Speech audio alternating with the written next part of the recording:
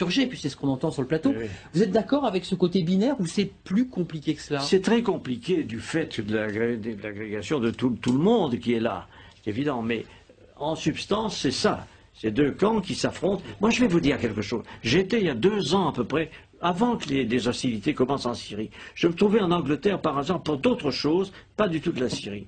J'ai rencontré des responsables anglais.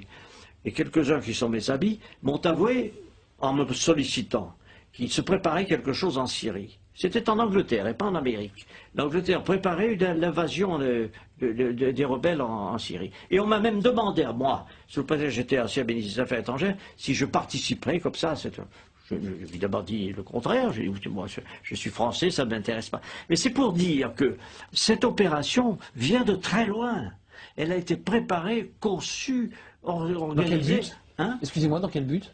L'idée de le renverser le Bachar, c'était quoi le but? La finalité? Mais dans le but très simple, de destituer le gouvernement syrien, parce que dans la région, il est important de savoir que ce régime syrien a des propos anti-israéliens.